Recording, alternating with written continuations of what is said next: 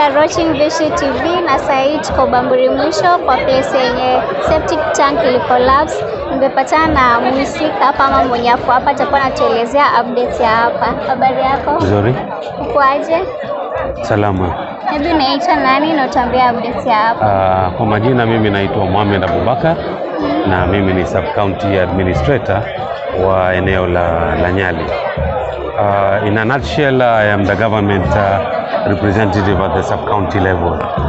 So ile ilitokea hapa jana, we had received a report kuwa kuna mahali kuna septic tank ime collapse.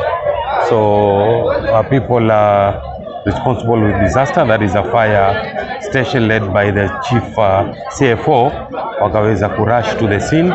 Wakifika hapa ndio tukaweza kuona kuwa ni shimo ambalo lilikuwa limejengwa ndani ya nyumba, literally ni mahali ya kuonesha video show. So vijana walikuwa wanaangalia mpira, unfortunately the septic tank caved in.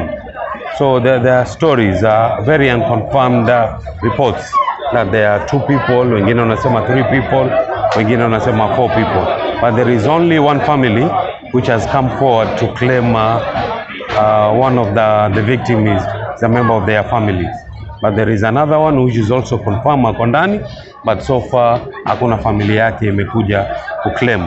So about the 3rd and the 4th, it remains a speculation. So until tufike huko chini tuweze kujua exactly ni wangapi wako ndani. What we have done so far, jana tuliweza kuwa, you can see the hose pipe iko hapa. What we had to, sababu it's a stop tank with a very long depth, 620 feet depth stop tank. So what we had to do by yesterday was to remove the sewage first. You know, haitakuwa rahisi kuweza ku retrieve bodies ikiwa kuna hiyo uchafu bado ndani. So what we had to do, our first step was to remove the sewage from the septic tank. So we did that the whole night, and today, this morning, what we are actually doing now, we have called for a backup.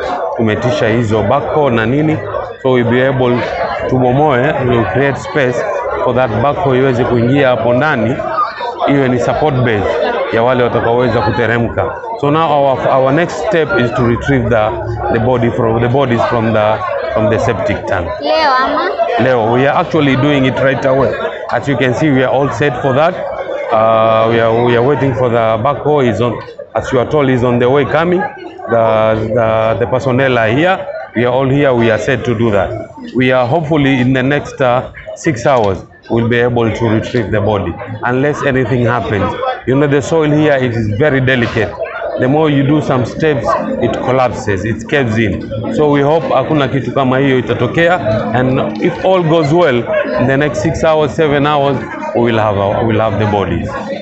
So mine is just to plead with the public to remain calm as we do our work. It is a very difficult job and risky as well, but otherwise we have no other way but to do it, and we will do it. Thank you so much for the information.